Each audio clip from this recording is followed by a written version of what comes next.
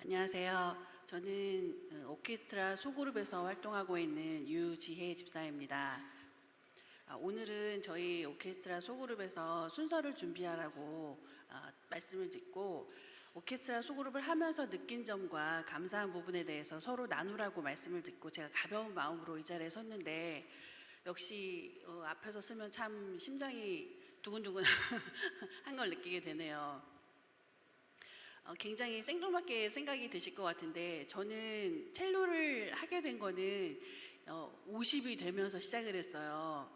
나이가 언제 한번 저희 수그룹 그 발표할 때도 말씀드린 적이 있는데 50이 되니까 저희 남편이 이제 우리도 치매를 준비할 때가 됐다며 손가락 운동을 많이 하는 게 치매 예방에 도움이 된다며 이렇게 첼로를 하나 사주고 저보고 연습을 하라고 하더라고요. 그래서 제가 어렸을 때부터 해보고 싶은 악기긴 한데 해본 적은 없고 이제 한번 시작해 볼까 하고 한 2년 반에서 3년 정도 레슨을 받았어요. 근데 집에서 혼자 레슨을 하니까 박자도 내 맘대로고 엉망진창이잖아요. 잘 늘지도 않고 재미도 없고 문장으로 하면 이런 거예요. 아버지가 방에 들어가신다 해야 맞는 문장인데 저는 아버지 가방에 들어가신다 하고 악기를 연주를 하니 이게 도대체 무슨 노래인지 이러고 있었거든요. 좀 몇 년 했는데 흥미가 떨어지고 그럴 때쯤 제 마음속에 그런 생각이 들었어요. 저희 소그룹에 보면 우리 집사님이 리더하시는 그 플룻반이 있는데 안식일 오후마다 이렇게 연습을 하는 걸 보고 참 부러웠거든요. 그래서 저도 나도 이렇게 악기를 같이 할 수 있는 나를 위해서 내 악기의 발전을 위해서 도움이 될 만한 어떤 소그룹이 있으면 참 좋겠다는 생각을 하고 있었을 때 우리 오케스트라 하시는 우리 양희준 집사님이랑 같은 일을 하시는 우리 집사님들께서 오후에 소그룹을 만든다고 하는 거예요. 제가 얼마나 감사하고 마치 하나님께서 저를 위해서 준비해 주신 것 같은 기분이 드는지 제가 안면몰수하고 이제 막 시작한 새병아리지만 참석하게 되었습니다. 처음에 연습을 하러 갔는데 악보를 제가 못 따라가겠는 거예요. 왜냐면 오케스트라 악보는 첼로 따로 바이올린 퍼스트 따로 세컨 따로 악보가 달라서 어느 대목에 제가 들어가야 될지 모르겠고 그러니 제가 그냥 할 수 있나요? 다음 주에 할 악보를 미리 받아서 일주일 동안 연습하고 연습이지만 또 연습하고 이렇게 참석을 하게 되어서 어느 순간 저도 이제 템포를 따라가고 박자를 따라가는 지경에 이르렀습니다. 아직은 소리는 엉망진창이겠지만 그래도 제가 리듬을 맞춰서 문법에 맞는 연주를 하게 돼서 제가 얼마나 감사한지 모르겠어요. 제가 소그룹을 하면서 감사한 일이 참 많은데 저희 소그룹은 일단 그 1부와 2부로 진행을 하고 있거든요. 2부는 이렇게 많은 악기들 연습하면서 기능적인 것들을 개발하는 시간을 갖고 또 특창을 위해서 준비하면서 제가 감동을 받기도 하고 또 이제 바깥으로 나가서 외부 활동을 위해서 준비를 하기도 하고 하면서 저희가 큰 감동을 받고 있고 또 일부 활동을 저희가 하는데 일부 활동은 1시 반부터 시작을 해요. 그래서 그 시간에는 저희가 소그룹에서 다 같이 사용하시는 교재가 있는데 그 교재로 서로 단락별로 읽고 말씀을 나누는 시간을 갖습니다. 그리고 말씀을 나누고 어떻게 우리가 교훈을 얻었는지도 나누고 일주일 동안 우리가 어떻게 행동에 임하게 될 건지 서로 나눈 다음에 그 다음 주에 다시 만나면 잘 했는지 숙제검사처럼 이렇게 진행을 하고 있어요. 예를 들면 저희가 그 교재 내용에 가족 예배에 대해서 이야기가 나왔습니다. 다들 가족 예배를 잘 안 드리고 있다고는 하는데 그때 제가 나는 다른 건 모르겠지만 우리 집에서 자랑할 만한 건 아침 예배를 아직도 드리고 있다는 거다 이렇게 이야기를 했어요. 저희 아이들이 어릴 때 저희가 빨리 출근을 하니까 출근하는 엄마 아빠한테 시간을 맞춰서 아이들이 일어나주고 예배를 드리고 하루를 시작하고 지금은 저희 아이들이 저희보다 먼저 출근하기 때문에 아이들의 시간에 맞게 저희가 일어나서 같이 예배를 드리고 이렇게 하루를 시작한다. 나는 이게 우리 가족이 내세울 건 없지만 참 감사하기도 하고 자랑할 만하다고 생각한다. 이렇게 이야기를 나눴어요. 그러면 저희 소그룹 단원들이 모두 다 그럼 우리도 일주일 동안 가족 예배를 한번 시작해보자.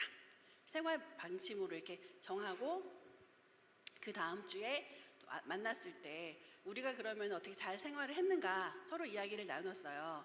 그러니까 혼자 사시는 분들은 내가 혼자 예배를 시작했다 이렇게 이야기하시고, 또 어떤 분들은 안 하던 일을 하려니까 굉장히 어색하더라 이렇게 이야기하시는 분들도 계시고, 또 어떤 분들은 좋은 마음으로 예배를 하려고 했는데 괜히 애들하고 감정 싸움만 일어났다 뭐 이런 이야기를 하면서 참 쉽진 않지만 우리가 생활을 좀 바꿔보자 이렇게 노력하는 그런 계기가 된 것 같아요.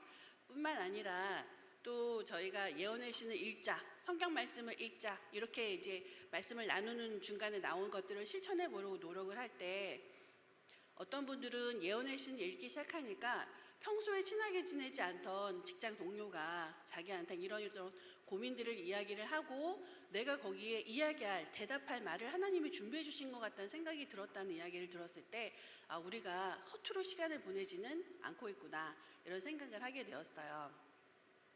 제가 처음에 이 교회에 오신 분들이 다 처음에 자기 신앙을 이야기하실 때 그런 큰 꿈을 이야기하시잖아요. 큰 교회에 오니까 나는 이제 아무것도 안 하고 예배만 드리면 되겠구나 이런 큰 꿈을 갖고 이 교회를 왔는데, 저도 사실 그런 마음이 없지 않아 있었어요. 교회가 사람이 많으니 나는 아무것도 안 해도 되지 않을까 이런 생각을 했었는데, 초창기라 제가 어느 집사님이 그렇게 말씀하셨는지 모르겠지만 제 옆에 계셨던 할머니 집사님께서 이런 이야기를 하셨어요. 나도 예쁘게 한복 입고 주보지도 주고 헌금 봉사도 할 수 있는데 늙었다고 나는 아무것도 안 시켜 이렇게 이야기를 하시더라고요. 우스개처럼 들릴 수도 있지만 저는 약간 충격 같은 걸 받은 것 같아요. 그러니까 어떻게 보면 제가 이렇게 뺀질거릴 생각을 하고 있을 때 제 시간이 그렇게 길지 않다는 생각을 갑자기 들었어요. 제가 교회에서 활동할 수 있는 날이 생각보다 얼마 안 남았을 수도 있겠구나 이런 생각이 들어서 제가 좀 그렇게 마음을 다 잡는 시간을 갖게 된 것 같습니다. 교회에서 제가 노래를 못하지만 찬양대도 활동을 하고, 또 교회에서 맡은 그 직원으로서 일도 하고, 오후에는 또 소그룹 활동하면서 안식일을 하루 종일 제가 교회에 있는 것 같아요. 근데 아무것도 안 하는 것보다 무엇인가 이렇게 활동을 하면서 보내는 게 참 큰 만족감을 갖게 된 것 같습니다. 저희 교회에 많은 소그룹이 있잖아요. 그거 다 참석하시는 분들도 계시고 안 하시는 분들도 계신데, 이왕이면 모두 다 참석해서 같은 마음을 가지셨으면 좋겠고, 혹시라도 다른 재능이 있으신 분들은 재능 기부를 해서 또 다른 소그룹을 만드시는 것도 참 좋을 것 같아요. 어차피 가는 우리의 신앙생활을 많은 이런 활동을 하면서 좀 더 풍족하고 또 소속감도 느끼고 만족한 신앙생활이 되었으면 하는 바람으로 이야기를 나눠봤습니다. 감사합니다.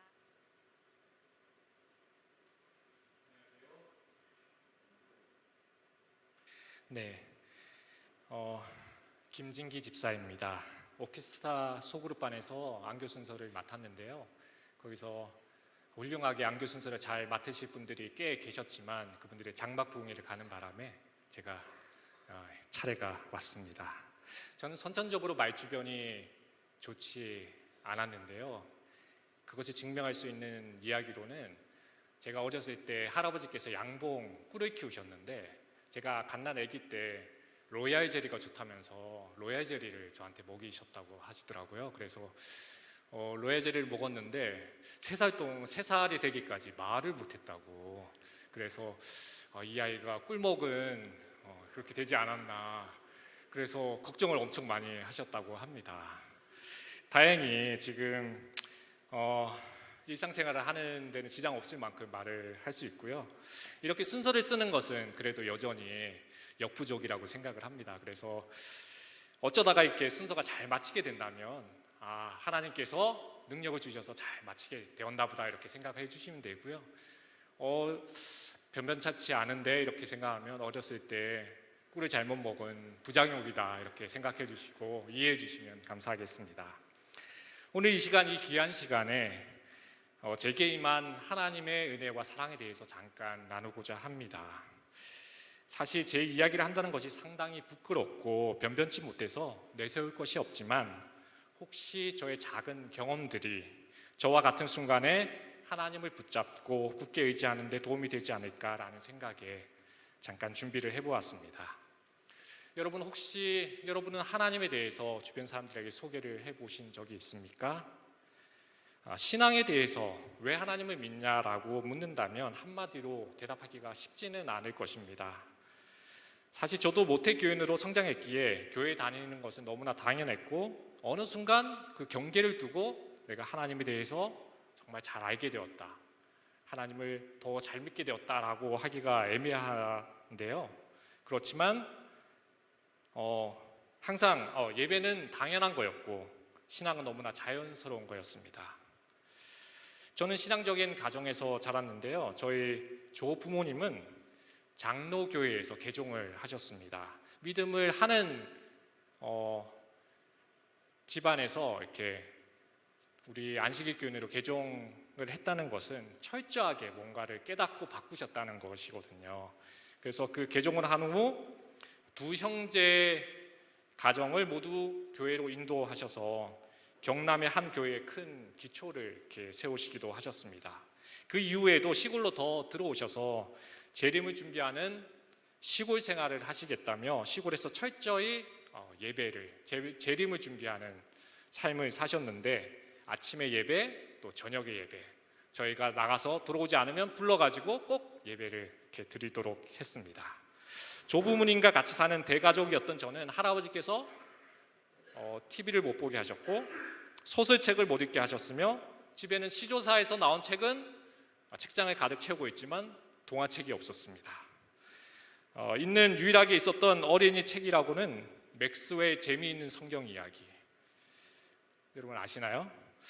제목과는 역설적이게도 참 어릴 때는 그렇게 재밌게 느껴지지는 않았습니다. 참 좋은 책임에도 불구하고요. 할아버지께서는 음식에도 철저하셨는데요. 라면에는 돼지고기가 들어있다며 라면 스프를 넣지 않고 된장을 풀어서 된장라면을 제조하셨습니다. 비공식적인 데이터로는 아마 재림교회 그리고 일반 사회를 모두 포함해서 된장라면을 최초로 개발한 인물이 아니셨나 이런 생각도 해봅니다. 이렇게 저는 철저한 재림교회의 나름 FM 가정에서 자랐다고 생각합니다.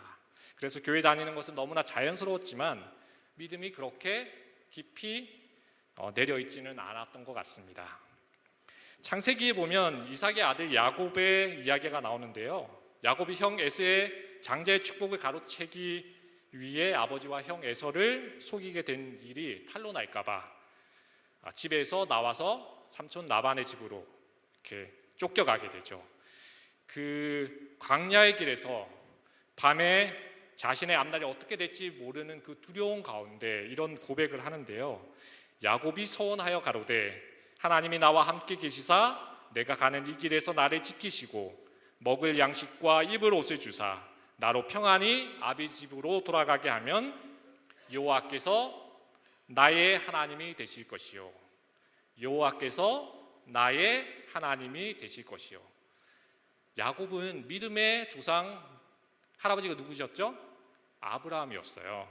그리고 그 유명한 이삭이 아버지였음에도 불구하고 나의 하나님이 아니었을 수도 있었을 것 같아요.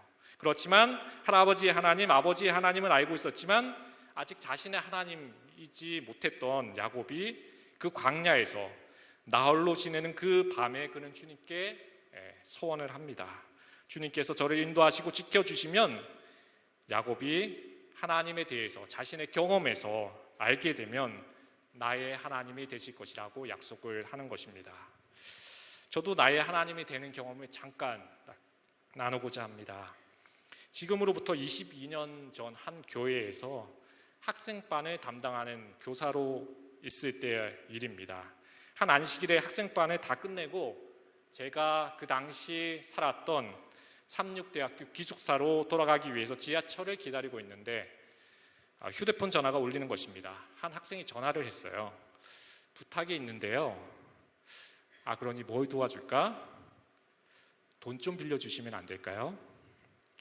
갑작스럽게 돈을 빌려달라는 말에 당황스러웠습니다.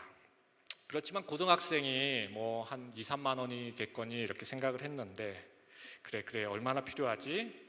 20만 원요. 자신의 꿈을 위해서 하고 싶은데 돈이 필요하다는 것이었습니다. 지금 직장인으로서 제게 20만 원이 그렇게 크게 느껴지지는 않지만 그 당시 저는 통장이라고는 하나 있었는데 그것은 식비와 기숙사비를 보내는 어머니가 보내는 그 통장, 돈이 비축되는 그런 통장이 아니었습니다.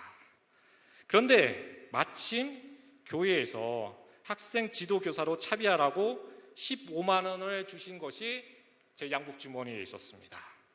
순간 좀 망설여졌지만 이 중에서 일부를 빌려줄까? 10만 원을 빌려줄까?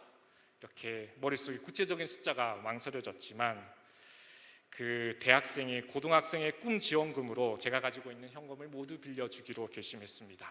몇 분 지나니까 그 학생이 나와서 얘기를 했는데 다음 주에 아르바이트비가 나오니까 그때까지 갚을 수 있다고 얘기를 했습니다.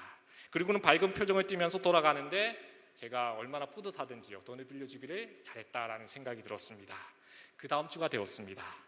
이제는 그 학생이 저와의 모종의 거래를 했으니까 이제 학생반에 더 잘 나오겠거니 이렇게 기대를 하고 있었는데 그 다음 주에 학생반 시작할 시간이 되었는데 왔을까요? 안 왔을까요? 안 왔습니다. 1시간이 지나고 학생반이 다 끝나고 돌아오면서 연락을 했습니다. 돈을 받기 위해서 연락을 한 게 아니고요. 교회에 오던 학생이 안 오니까 연락을 했습니다. 그런데 전화를 안 받더라고요. 그 다음 주에 되었습니다. 그 다음 주에도 안 보이는 것입니다. 그렇게 몇 번이고 아르바이트비가 나오면 갚겠다고 하는 떠나던 그 학생의 모습이 떠오르기 시작했습니다. 그리고 속이 아리기 시작했습니다. 처음부터 날 속이려고 그랬나? 약간 그런 생각이 들었습니다. 그래서 친구한테 이런 속사정을 얘기했더니 좀 어른 같은 얘기를 했는데요. 돈은 있다가도 없어지고 없다가도 생기는 거니까 잊어버리라고. 그리고 그 학생에게 연락을 해서 안 갚아도 된다고 얘기를 해야 된다고. 이렇게 그래야 그 학생이 다시 교회에 올 수 있다고 얘기를 했습니다.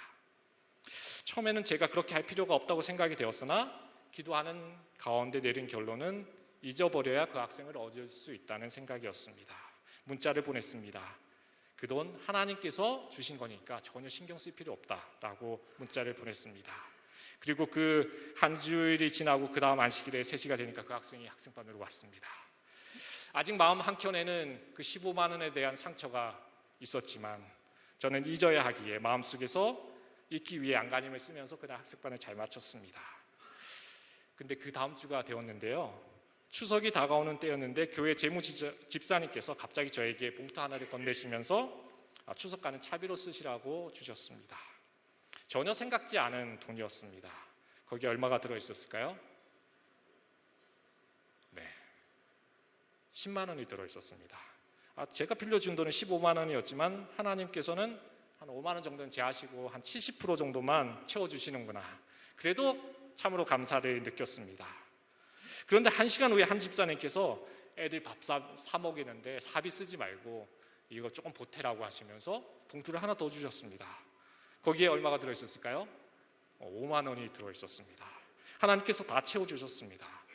그때 알았습니다. 하나님은 수학을 잘 하시는 분이시구나. 정확하게 맞추셨구나.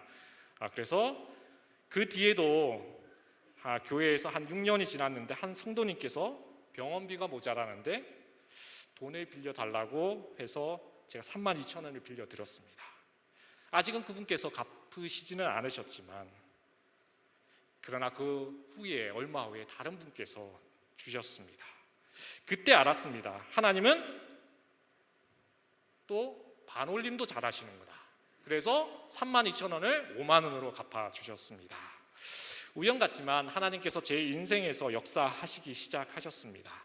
제 기억 속에서 하나님이 어떤 분이신지를 각인시켜 주셨습니다.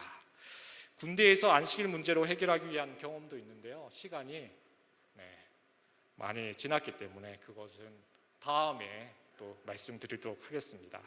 최근 일로는 제가 이제 오케스트라 소그룹반에서 음악을 이제 바이올린 연주를 하고 있는데요.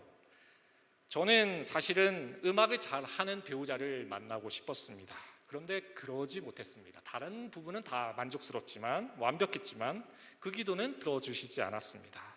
근데 요즘 보면 하나님께서 그 기도를 들어주신 것 같습니다. 배우자가 아니라 너가 직접 한번 음악을 해봐라. 이렇게 말씀을 하신 것 같았습니다. 초등학교 때 잠깐 스즈키 2권 정도를 배웠는데 성인이 되어서 전문 선생님께 다시 바이올린을 배우기 시작하면서 오케스트라에서 활동을 하고 있습니다. 음악을 듣고 그 연주를 따라하면서 얼마나 큰 위로가 되는지, 제가 들려주는 음악이 혹시 또 누군가에게 감동을 줄 수 있다면 그건 분명히 하나님께서 음악을 할 수 있는 사람을 만나게 해달라는 그 기도를 들어주셨다라고 생각을 합니다. 지나가고 나보면 모든 순간에 제가 하나님의 은혜와 인도하심을 느끼고 살아가지는 못했지만 하나님의 은혜와 인도하심은 저에게 늘 함께하고 있었다는 생각이 듭니다. 우리 하나님은 드라마틱한 스토리를 너무 좋아하시는 약간 빌드업의 하나님 같습니다.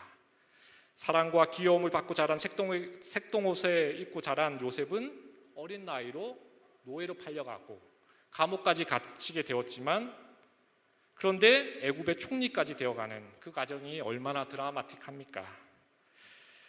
바벨론으로 잡혀간 다니엘은 좀 미리 구원해 주시면 좋을 텐데 사자굴에 떨어집니다. 떨어졌는데 하나님께서 아무런 역할을 하신 것이 아니라 하나님께서는 사자의 입을 막아 놓으셨습니다. 뜨거운 풀무불에 던지기 전에 구원해 주셨더라면 얼마나 좋았습니까? 그런데 하나님은 뜨거운 풀무불을 뜨겁지 않도록 미리 준비해 놓으셨습니다. 이제는 제 인생길이 답답하고 내리막길을 간다는 생각이 들 때 하나님이 또 기막힌 역전승을 보여주시기 위해서 이 스토리를 빌드업하고 계시는구나, 이런 생각을 하고 있습니다. 나만이 사막을 홀로 가는 그런 기분이 될 때 나를 이집트의 요셉으로 쓰시려나 보다. 바로의 궁전에서 광야에서 불러내어 40년을 훈련시킨 모세처럼 쓰시려나 보다, 이렇게 생각을 합니다. 그 모든 순간이 은혜가 됩니다. 여러분도 하나님의 이야기의 주인공이 되어보고 싶지 않으십니까? 하나님은 우리가 입으로 시인할 때 하나님은 영광을 받으십니다. 오늘 우리는 비록 장막 부흥회에 가지는 못했지만 이곳에서 부흥의 역사를 맛보시게 되기를 바랍니다. 우리가 잘 아는 엘렌 G 화이트는 돌아가실 때에 반복적으로 아들에게 한 말이 있습니다. 나는 그분을 잘 안다. 나는 하나님에 대해서 잘 안다. 라고 얘기를 하시면서 돌아가셨다고 합니다. 정말 엘렌 화이트 부인처럼 하나님에 대해서 잘 알고 싶지 않으십니까? 저도 더 하나님에 대해서 더 알게 된다면 앞으로 더 나누도록 하겠습니다. 행복한 안식이 되시기 바라면서 제 이야기를 마치겠습니다.